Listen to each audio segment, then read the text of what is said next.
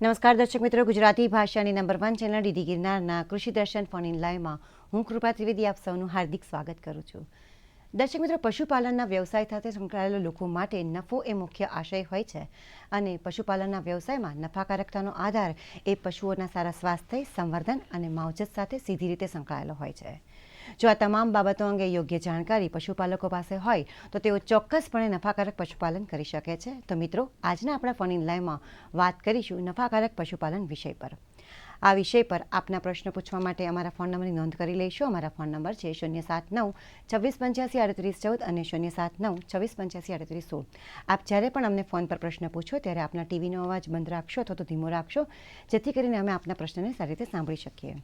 તો મિત્રો, નફાકારક પશુપાલન આ વિષય પર વિગતવાર માહિતી અને માર્ગદર્શન આપવા માટે આપણા સ્ટુડિયોમાં હાજર છે ડૉક્ટર સંજય વી ડાભી સર, કે જેઓ મદદનીશ પશુપાલન નિયામક તરીકે કૃષિ ભવન ગાંધીનગર ખાતે પોતાની ફરજ બજાવે છે. નમસ્કાર સંજયભાઈ. કૃષિ દર્શન ફોન ઇન લાઈવ અને સ્ટુડિયોમાં આપનું હાર્દિક સ્વાગત છે.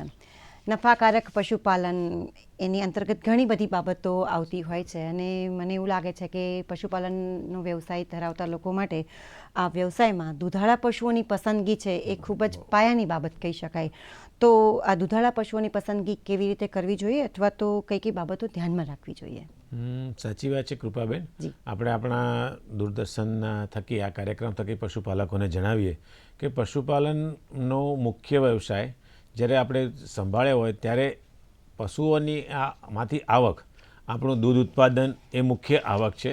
હવે નો ડાઉટ કે નવા સમયમાં વેલ્યુ એડેડ પ્રોડક્ટ ઘણા પશુપાલકો, આગેવાન ખેડૂત મિત્રો, જે વિકસિત ખેડૂત મિત્રો છે, વેલ્યુ એડેડ પ્રોડક્ટ બનાવે છે. પણ મુખ્ય વસ્તુ છે કે દૂધ ઉત્પાદન આપણું. જો મિત્રો, દૂધ ઉત્પાદન માટે જો આપણે સારા પશુની પસંદગી કરીશું તો દૂધ ઉત્પાદન વધારે મેળવવા માટે સૌથી પ્રથમ તો આપણા જે દુધાળા પશુઓની પસંદગી એ મુખ્ય વસ્તુ છે. તો આ બાબતે ખાસ આપણે પશુપાલક મિત્રોને 2-3 વસ્તુ હું કહેવા માગીશ કૃપાબેન. કે પહેલું તો એક વસ્તુ કે હંમેશા પશુપાલક મિત્રો આપણા વિસ્તારમાં આપણે જે સ્થાનિક ઓલાદો હોય, જેવી રીતે સૌ કાઠિયાવાડ હોય તો ગીર, આપણી ગુજરાતની 2 ગીર દૂધ ઉત્પાદન માટેની મુખ્ય ઓલાદો છે, ગીર અને કાંકરેજ. ગાયોમાં જોવા જઈએ તો ગીર અને કાંકરેજ છે, તો ગીર અને કાંકરેજ. ભેંસોમાં જોવા જઈએ તો કૃપાબેન આપણા ગુજરાત પાસે સારામાં સારું પશુધન છે. મહેસાણી ભેંસ છે, જાફરાબાદી ભેંસ છે, સુરતી ભેંસ છે. એટલે મિત્રો, હંમેશા જ્યારે પશુઓની આપણે પસંદગી કરતા હોઈએ ત્યારે ખાસ કરીને આવા જે આપણા રેકોગ્નાઇઝ બ્રીડ છે સારા, એ સારામાં સારા બ્રીડની નસલ ધરાવતા પશુઓની પસંદગી કરીએ અને પહેલા બીજા વેતરનું પશુ પસંદ કરીએ.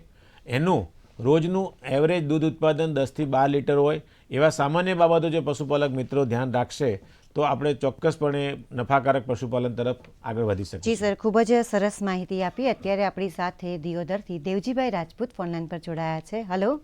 હા બેન, નમસ્કાર. જી દેવજીભાઈ, નમસ્કાર. કૃષિ દર્શન ફોન ઇન લાઈવમાં આપનું સ્વાગત છે. આપનો પ્રશ્ન જણાવો.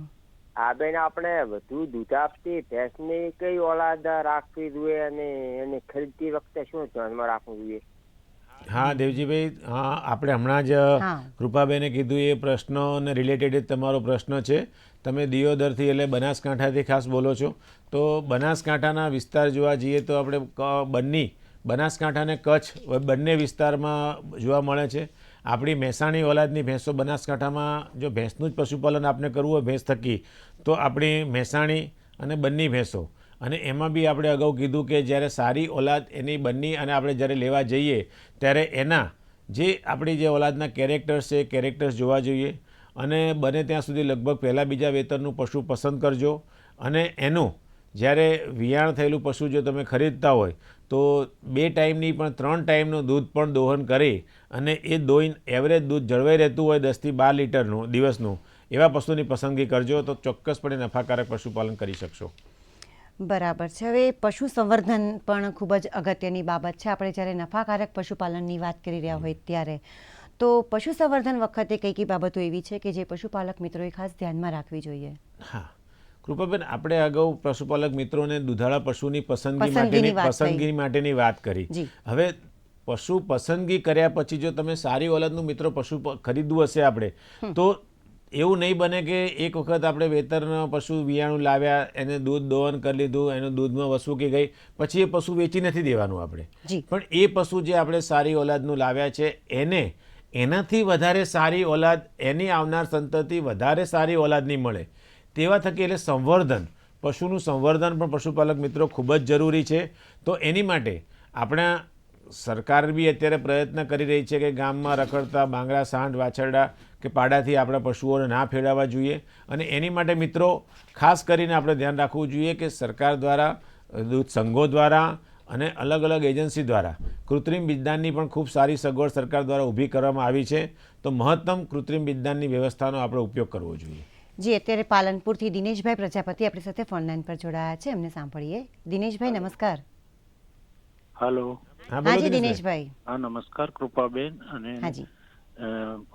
નિષ્ણાતને પણ મારા નમસ્કાર. મારો પ્રશ્ન એવો છે કે આપણે સારી નસલનું પશુ કઈ રીતે આપણે એને પરખવું અને એનું એવરેજ એટલે દિવસનું 2 ટાઈમનું દૂધ 8 થી 10 લીટર હોવું જોઈએ કે તેથી વધારે હોવું જોઈએ, અને બહારથી જે પશુ આયાત કરતા હોય આપણે તે આપણું વાતાવરણ કઈ રીતે સેટ કરી શકે, એના માટે આપણે શું ચેન્જીસ કરવા. ફરી એકવાર પસંદગીને લગતો જ છે, પણ એમનો કોઈ દિનેશભાઈ, તમારો સ્પેસિફિક પ્રશ્ન આપણે અગાઉ આના 2 પ્રશ્નો માટે 2 વસ્તુ તમે બંને સાથે કીધી છે. પશુ પસંદ પણ કરવાનું છે અને પશુ સાથે સાથે સારી એની ઓલાદ જાળવી રાખવાની સંવર્ધન પણ તમારે કરવાનું છે. તો તમારો 2 પ્રશ્ન છે કે જ્યારે બહારથી પશુ તમે, મારા ખ્યાલથી તમે આયાતી પશુ નહીં પણ આપણે જે અત્યારે બીજા રાજ્યોમાંથી પશુ આવે છે, સંકર ઓલાદના પશુની વાત કરો છો, તો આપણો વિસ્તારમાં, તમારા બનાસકાંઠાના વિસ્તારમાં જોવા જાય તો દૂધ સંઘ દ્વારા સંકર ગાયોનું ઘણું સારું પોપ્યુલેશન છે. અને સંકર ગાયોમાં આપણે અગાઉ બી સંવર્ધનની જ્યારે આગળ વાત કરીએ ત્યારે સંવર્ધનમાં જ્યારે આપણે સરકારે બી નક્કી કર્યું છે કે આપણે જ્યારે સંકર ગાયો લાવતા હોય તો એનું જે ફોરેનનું બ્લડ છે, એનું સાંડનું, એ મહત્તમ 75% ના વધવા દઈએ કે બહુ તો 82.5% રાખીએ તો આપણું પશુ આપણા વાતાવરણને ખૂબ જ અનુકૂળ આવી જાય છે પશુને. એટલે વાતાવરણ આપણા તમારા જિલ્લાનું અનુકૂળ છે. અગાઉ વાત કરી એમ જ્યારે સારી ઓલાદનું પશુ તમે ખરીદો મિત્રો, ત્યારે એનું એવરેજ, દરેક બ્રીડના એવરેજ અલગ અલગ હોય છે. તમે ગીર ગાય લેવા જાઓ તો ઘણી વખતે દૂધ ઉત્પાદન હરીફાઈમાં કૃપાબેન એટલો રેકોર્ડ છે કે પર ડે 27 લીટર દૂધ આપે છે. કાંકરેજ ગાયો અત્યારે 26 લીટર દૂધ આપે છે. આપણું રાજ્ય સરકાર જ્યારે દૂધ ઉત્પાદન હરીફાઈ કરે છે ત્યારે આવા પશુઓ પણ આપણને મળે છે. પણ એ શું છે કે આપણે જનરલાઇઝ કહીએ મિત્રો કે તમે એવરેજ 10 થી 12 લીટરનું જો પશુ પસંદ કરશો તો આપણે ચોક્કસ નફાકારક પશુપાલન કરી શકીશું. દર્શક મિત્રો, આપ જોઈ રહ્યા છે કૃષિ દર્શન ફોન ઇન લાઈવ, અને આજે આપણે વાત કરી રહ્યા છીએ નફાકારક પશુપાલન વિષય પર. આ વિષય પરની ચર્ચા યથાવત છે. સમય થયો છે વિરામનો. મળીએ નાનકડા વિરામ બાદ.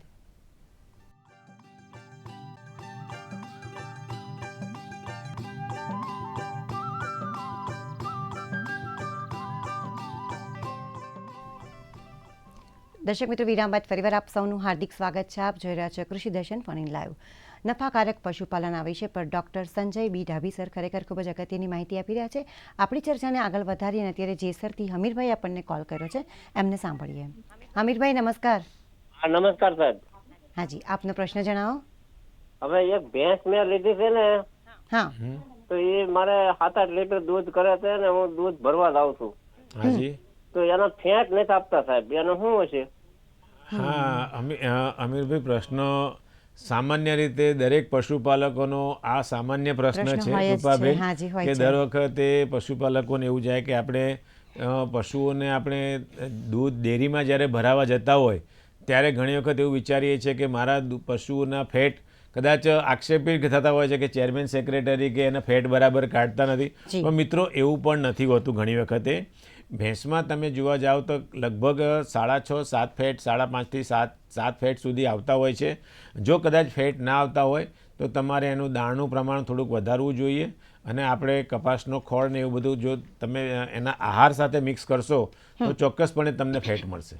બરાબર સર. આપણે અગાઉ ચર્ચામાં વાત થઈ કે પશુ સંવર્ધન વખતે કઈ કઈ બાબતોની વિશેષ કાળજી રાખવી જોઈએ, તો એ બાબતો તો આપણે ખૂબ જ સરસ રીતે જણાવી પશુપાલકોને. હવે પશુ સંવર્ધન માટે કેટલી અને કઈ કઈ પદ્ધતિઓ છે એ વિશે વાત કરીએ. હા, સરસ પ્રશ્ન છે કૃપાબેન, કે આપણે પશુપાલક મિત્રોને જણાવ્યું કે નફાકારક પશુપાલન માટે સૌથી બે વસ્તુ પહેલાં આપણે જણાવ્યું કે દુધાળા પશુની પસંદગી જણાવી.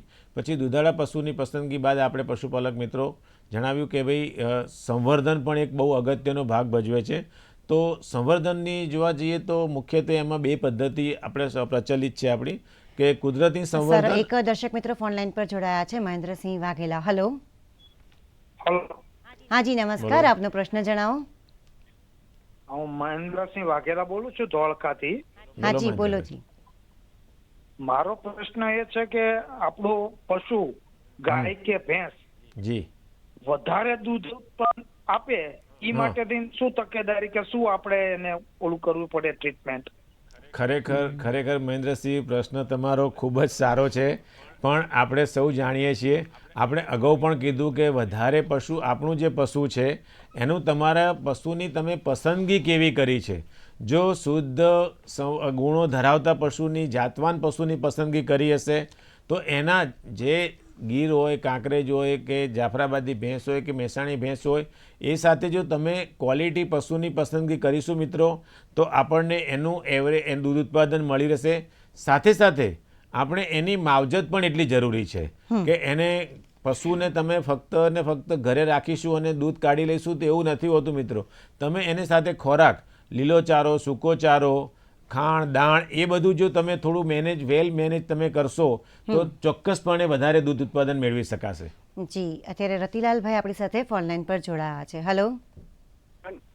આચળ ફેલ થઈ ગયો એનું કારણ મેં જાણવા માંગુ એમ. હા રતિભાઈ, આંચળ ફેલ થવાના ઘણા બધા કારણો છે. આપણે સૌ જાણીએ છીએ કે આપણે અત્યારે આપણા ભારત દેશમાં જો આપણે પ્રચલિત ગણીએ તો દૂધ દોવાની જે પદ્ધતિ છે ઘણી વખતે કે આપણે પશુઓનું, કૃપાબેન, આમાં પશુપાલક શું કરતા હોય છે કે એમના દેશી, આપણા ગામમાં જે ઘરે લોકો બાંધતા હોય, ગમાણમાં ખુલ્લી જગ્યા હોય, નીચે માટી હોય, એનું કોઈ આપણે મેટ કે એવું નાખ્યું ના હોય, તો ઘણી વખત શું થાય કે જ્યારે આ પશુઓનું દૂધ દોહન મિત્ર પતી જાય ને પછી એના જે દૂધના જે આંચળના છિદ્રો છે ને એ અમુક સમય સુધી ખુલ્લા રહેતા હોય છે. જેથી કરીને શું થાય કે દોયા પછી જો પશુ નીચે બેસી જાય તો નીચેની માટી કે એમાં જે ઓર્ગેનિઝમ, જમ્સ કહેવાય, એ એના આંચળમાંથી અંદર જાય અને એક આંચળમાં ઇન્ફેક્શન કરે મિત્રો. અને ઇન્ફેક્શન કરે એટલે શું થાય કે બીજા 2-3 દિવસ સુધી એને દુખાવો થાય એટલે પશુ દોવામાં આપણને કેવડાવે થોડું. એટલે એના હિસાબે જો આપણે દોવાનું ઓછું કરી નાખીએ, બંધ કરી દઈએ તો એમાં પછી આંચળ ગંઠાઈ જાય. તો એક આંચળની બીમારી માટે તમારે હંમેશા સ્વચ્છ દૂધ ઉત્પાદન થકી જો આપણે દોવાની પદ્ધતિ અપનાવીશું તો આંચળના મહત્તમ રોગો નિવારી શકીશું મિત્ર. જી, અત્યારે ઉનાથી ધીરુભાઈ કચોટ આપણી સાથે ફોન લાઈન પર જોડાયા છે. હલો ધીરુભાઈ, નમસ્કાર. નમસ્કાર મેડમ, સાહેબ ને પૂછવા માંગુ છું. સાહેબ બધાને ઓલું માર્ગદર્શિકા તો આપે છે, પણ હવે લોકો રેડા ઢોર મૂકી દે છે તો એનું દૂધનો કઈ રીતે વધારો થઈ શકવાનો છે? પોતે માવજત પૂરી તો કરતા નથી એમ. હા ધીરુભાઈ, તમારો પ્રશ્ન આપણા દેશમાં અને રાજ્યમાં પણ ઘણી વખતે પશુપાલન ખાતું પણ ધ્યાન આપે છે.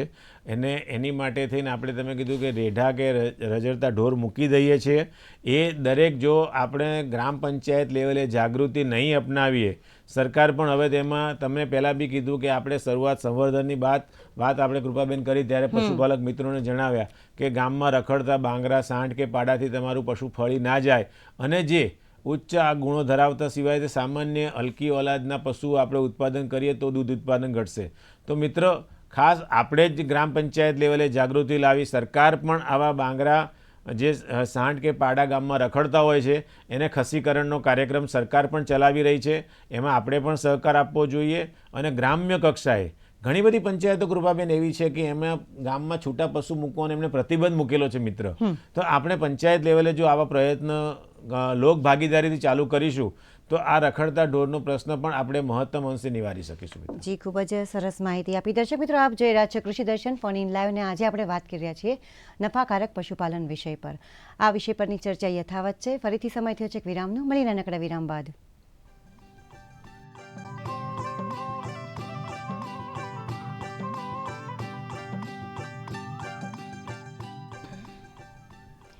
દર્શક મિત્રો, વિરામ બાદ ફરીવાર આપ સૌનું હાર્દિક સ્વાગત છે. આપ જોઈ રહ્યા છો કૃષિ દર્શન phone in live.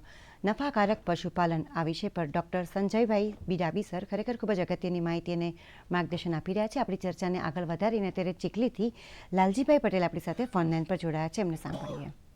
Hello Laljibhai, નમસ્કાર. લાલજીભાઈ, આપ અમને સાંભળી શકો છો? હલો હલો લાલજીભાઈ, સંપર્કથી જોડાયેલા છો અમારી સાથે? હા સર, લાગે છે કે એમની સાથે એનો સંપર્ક કપાઈ ગયો છે. આપણે સર પશુ સંવર્ધનની વાત કરી કે કઈ બાબતોની કઈ પદ્ધતિઓ છે એ વિશે વાત થઈ. હવે અત્યારે પશુપાલકોની અંદર સેક્સ સોર્ટેડ સિમેન વિષયની બહુ જ ચર્ચા ચાલી રહી છે, તો એ શું છે સર? ખૂબ સરસ કૃપાબેન પ્રશ્ન છે. હમણાં આપણા આગળના જે એક પશુપાલક મિત્રે આપણને રખડતા પશુઓ બાબતની એક પ્રશ્ન પૂછ્યો હતો. ગંભીર સમસ્યાનું એમણે ચિંતા વ્યક્ત કરી હતી. એમણે વાત કરી હતી. તો આમ જોવા જઈએ ને તો કૃપાબેન, સેક્સ સોર્ટેડ સિમેન એ આ રખડતા પશુનો એક ઉપાય છે અને એનું સોલ્યુશન કહેવા જઈએ છે. સેક્સ સોર્ટેડ સિમેન એટલે એવું છે કે કૃત્રિમ બીજદાન થકી આપણે જે બીજદાન કરાવીએ તો સામાન્ય રીતે એવું થાય કે જો મિત્રો પશુ આપણું ગાભણ થતું હોય તો ગાભણ થઈ જાય પછી એ જ્યારે વિયાણ કરે ત્યારે 50% કાં ગાય હોય તો વાછરડી આવે કે વાછરડો આવે, અને ભેંસ હોય તો પાડી આવે કે પાડો આવે, બંનેની 50% શક્યતા રહેલી છે. સેક્સ સોર્ટેડમાં એવી વસ્તુ છે કે સેક્સ સોર્ટેડ સિમેનથી જો આપણે બીજદાન કરાવીએ મિત્રો તો એમાં વાછરડી કે પાડી આવવાની શક્યતા 90% રહેલી છે. 10% જ ફક્ત આપણે વાછરડા કે પાડા આવે છે, જેથી આ રખડતા સાંડ કે પાડાનો જે ઇસ્યુ છે એ મહદઅંશે નિવારી શકાય અને પશુપાલકોને બીજદાન થકી જે મહત્તમ જે દૂધ ઉત્પાદન નવી પેઢી એનું દૂધ ઉત્પાદન આપણને આપવાની છે, એ દૂધ ઉત્પાદન થકી આપણે આવક મેળવવાની છે. તો એવા માટે એક આ સરસ પ્રોજેક્ટ છે. ગુજરાત સરકાર પણ આમાં સારું કામ કરી રહી છે, આપણા ગુજરાતના દૂધ સંઘો પણ આમાં કામ કરી રહ્યા છે અને બધી જગ્યાએ કૃપાબેન સેક્સ સોર્ટેડ સિમેન્ટ પશુપાલકો માટે હાલમાં અવેલેબલ પણ છે અત્યારે. જી, અત્યારે પ્રાંતિજથી ગોરધનભાઈ પટેલ આપણી સાથે ફોન લાઈન પર જોડાયા છે. હલો ગોરધનભાઈ, નમસ્કાર. નમસ્કાર જી, આપનો પ્રશ્ન જણાવો. આપણો એચએફભાઈ નો તબેલો છે, બરાબર? હાજી. હા, તેમાં જાફરાબાદી ભેંસ લાવવાનો વિચાર છે. હા, તેની કઈ ઓલાદ લાવી, બાવલું કેવું લાવવું જોઈએ એના માટે. હા ગોરધનભાઈ, તમે અત્યારે પ્રાંતિજથી છો અને તમારી પાસે ક્રોસબ્રેડનો સારો એવો તબેલો છે. પ્રાંતિજ બાજુ સાબરકાંઠા વિસ્તારમાં ખરેખર પ્રાંતિજ બાયડનો વિસ્તાર તમારો ક્રોસબ્રેડનો સારો એવો વિસ્તાર છે. તમે જાફરાબાદી ભેંસનો તમને શોખ છે, સારી વસ્તુ છે, શોખ લાવતા હોય, પણ જો ભેંસનું તમારે એક રાખવું હોય તો હું તમને એક સલાહ આપીશ કે તમે આપણી મહેસાણી ઓલાદની ભેંસ આપણા વિસ્તારમાં જો સારી મહેસાણી ઓલાદની ભેંસ તમે પસંદ કરીને આપણા તબેલામાં ઇન્ટ્રોડ્યુસ કરો તો બહુ સારું તમને એનું રિઝલ્ટ પણ મળશે. જાફરાબાદી ભેંસ આપણા વિસ્તારમાં અનુકૂળ આવી જાય છે ઘણી વખતે, પણ એનો આમ જોવા જોઈએ તો કૃપાબેન જાફરાબાદી એટલે આપણા સૌરાષ્ટ્રનો ટ્રેક છે, એનો હોમ ટ્રેક છે આખી. એટલે અને આપણો સાબરકાંઠા આપણો મહેસાણી ભેંસનો ટ્રેક છે. તો જે વિસ્તારમાં આપણી સારી ઓલાદો મળતી રહેતી હોય તો તમને ચોક્કસપણે હું સલાહ આપીશ કે મહેસાણી ભેંસની પસંદગી કરશો તો વધારે અનુકૂળ રહેશે. જી, અત્યારે એક દર્શક મિત્ર ગંભીરભાઈ આપણી સાથે ફોન લાઈન પર જોડાઈ ગયા છે. Hello hello Gambhirbhai. હેલો. બોલો હાજી, ગંભીરભાઈ. નમસ્કાર. હેલો. હા, હલો. આપનો પ્રશ્ન પૂછો. હેલો. હા, આપનો પ્રશ્ન પૂછો. હા, કૃપાબેન, હાજી. હવે આપણે એક ભેંસ બંધાઈ છે. હા આપણે ભેંસ બંધાઈ છે એક, જી. તો એને તપાસ કરવા માટે કેટલા દિવસે તપાસ કરાવાય? હા, ખૂબ સારો પ્રશ્ન છે કૃપાબેન. પશુપાલકોમાં આ એક બહુ મોટી છે. પશુપાલકો આપણા જાગૃત જ છે અને એમના જે વિસ્તારમાંથી બોલે બધું જાગૃત જ છે. સામાન્ય રીતે આપણા પશુ ગાભણ થાય ને એટલે નજીકના પશુ દવાખાનાના ડૉક્ટર કે અમારા જે ગોપાલ પશુધન નિરીક્ષક મિત્રો હોય છે, સામાન્ય રીતે 90 દિવસે તમારા પશુની ગાભણની તપાસ એ લોકો કરી લેતા હોય છે. ઘણા પશુ ડૉક્ટરો એવા પણ હોય છે કે તમને 2-2.5 મહિને પણ તમને ખ્યાલ આપી દે છે. ટૂંક સમયમાં નવી હવે તો ટેકનોલોજી પણ આવી રહી છે કે 28 દિવસે પણ આપણે એના બ્લડ ટેસ્ટથી રિપોર્ટથી પણ પ્રેગ્નન્સી ડાયગ્નોસિસ કરી શકીએ છીએ. પણ એક આદર્શ વસ્તુ એવી છે કે પશુ ગાભણ થયા પછી 90 દિવસમાં તો એની ગાભણની તપાસ 100% કરાવી લેવી જોઈએ આપણે મિત્ર. બરાબર છે સર. આપણે નફાકારક પશુપાલન વિષય પર વાત કરી રહ્યા છીએ. હવે આની અંદર પશુમાં કૃત્રિમ બીજદાનની આપે ખૂબ સરસ માહિતી આપી, તો એના માટે રાજ્ય સરકાર દ્વારા કોઈ સહાય કરવામાં આવતી હોય છે ખરી? ચોક્કસ કૃપાબેન, રાજ્ય સરકાર પશુપાલકો માટે ધનેશ પશુ સુધારણા યોજના પશુપાલન ખાતા મારફતે ચલાવી રહ્યા છે. અને આપને અગાઉ જણાવ્યું કે આપણા માનનીય પ્રધાનમંત્રી શ્રી પણ આની માટે પશુપાલકોની આવકો, ખેડૂતોની આવક બમણી કરવા એમાં પશુપાલન એ મુખ્ય વ્યવસાય રહેલો છે. તો એમના દ્વારા પણ એક રાષ્ટ્રીય કૃત્રિમ બીજદાન કાર્યક્રમ ભારત સરકાર દ્વારા પણ અમલી કરવામાં આવ્યો છે. ગુજરાતમાં આપણા 21 જિલ્લામાં હાલમાં એનું અમલીકરણ ચાલુ છે. અને રાજ્ય સરકારનું પોતાનું પણ કૃત્રિમ બીજદાનનું સિમેન્ટ પ્રોડક્શન સ્ટેશન છે. બીજા આપણા દૂધ સંઘો પણ બીજા 5 દૂધ સંઘોના પણ સિમેન્ટ પ્રોડક્શન સ્ટેશનો છે મેડમ. એટલે રાજ્ય સરકાર પશુપાલકોની આવક બમણી કરાવવા માટે કૃત્રિમ બીજદાનને સંવર્ધનને ખૂબ જ મહત્વ આપી રહી છે. જી, ખૂબ જ સરસ બાબત કહેવાય. અત્યારે મોડાસાથી નરેશભાઈ આપણને કોલ કરેલો છે. નરેશભાઈ નમસ્કાર. નરેશભાઈ આપ અમને સાંભળી શકો છો? હેલો. હા, મારા રેલીનો અડવાદ નથી દેતી. એટલે વિયાઈ ગઈ છે કે બાકી છે હજી? હા, પહેલું વેતર વિયાઈ ગઈ રેલી તમારી? રેલી બી વાઈ નથી. 8મા મહિનામાં શું પણ અડવાદ નથી દેતી મને વોચરમાં. તો એ શું કરવું મારે? મિત્ર નરેશભાઈ, તમારી એક વસ્તુ છે કે હજી તમારે પહેલા વેતરની રેલી છે, હિફર્સ કહીએ આપણે એને અંગ્રેજી અમારી ભાષામાં, અને એ હજી ગાભણ છે. એને વિયાણ તમારે દૂધ ઉત્પાદન એનું દૂધ લેવાનું આવશે 9 મહિના. એ વિયાણ બાદ તમારે દૂધ લેવાનું થશે. પણ તમારો પ્રયત્ન સાચો છે કે તમે હજી એ નાનું છે, બાળ છે, એને ખબર નથી કે તમે ત્યાં એના આંચળ પકડીને શું કરવાનો છે. એટલે પશુ ભડકી જશે. તમારે એની સાથે પ્રેમથી થોડી વાર બેસી વાતો થોડા પંપાડતા જો એને તમે ધીરે ધીરે હાથ લગાવશો તો 100% તમારું પશુ એને તમને હાથ લગાવવા દેશે. અત્યારે અર્જુનભાઈ રાજપૂત સુઈથી આપણી સાથે ફોનલાઈન પર જોડાઈ ગયા છે. હેલો. હાજી, આપનો પ્રશ્ન જણાવો. બેન, મારો પ્રશ્ન એ છે કે નફાકારક પશુપાલન શું બ્રીડિંગ ઉપર જવરાય કે સારા પશુ ખરીદાય? બંને અર્જુનભાઈ જરૂરી છે. સારા પશુની પસંદગી કર્યા બાદ એનું સારું સંવર્ધન અને બ્રીડિંગ પણ જરૂરી છે. આમાં આપણે પશુપાલન, નફાકારક પશુપાલન માટે એના દરેક તબક્કા મહત્વના છે.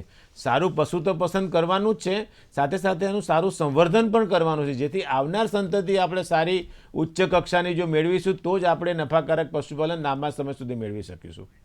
જી સર, આપ અહીં પધાર્યા અને અમારા દર્શક મિત્રોને આજે નફાકારક પશુપાલન વિષય પર ખરેખર ખૂબ જ અગત્યની માહિતી અને માર્ગદર્શન આપ્યું. એ માટે આપનો ખૂબ જ આભાર. નમસ્કાર. તો દર્શક મિત્રો, આજે મેળવેલી જાણકારી આપને ખૂબ જ ઉપયોગી થઈ રહેશે અને એ માહિતી દ્વારા આપ પણ નફાકારક પશુપાલન કરી સફળતા પ્રાપ્ત કરો એવી શુભેચ્છાઓ સાથે રજા લઈએ પહેલાં આપને આગામી ફન ઇન લાઈવનો વિષય જણાવી દઈએ. તારીખ 21/8/2024 બુધવાર સાંજે 5:30 આપ જે વિષય પર પ્રશ્ન પૂછી શકશો એ વિષય છે અળસિયા ખાતરની બનાવટ અને તેનું મહત્વ. દર્શક મિત્રો, તારીખ, વિષય અને સમય પર એક વખત નોંધી લેશો. તારીખ 21/8/2024 બુધવારે સાંજે 5:30 વિષય છે અળસિયા ખાતરની બનાવટ અને તેનું મહત્વ. તો મિત્રો, ફરી મળીશું કૃષિ દર્શનના નવા કાર્યક્રમમાં નવા વિષય સાથે. ત્યાં સુધી આપ જ્યાં પણ રહો, સુખી, સફળ અને સ્વસ્થ રહો એ શુભકામનાઓ સાથે રજા લઈએ. નમસ્કાર.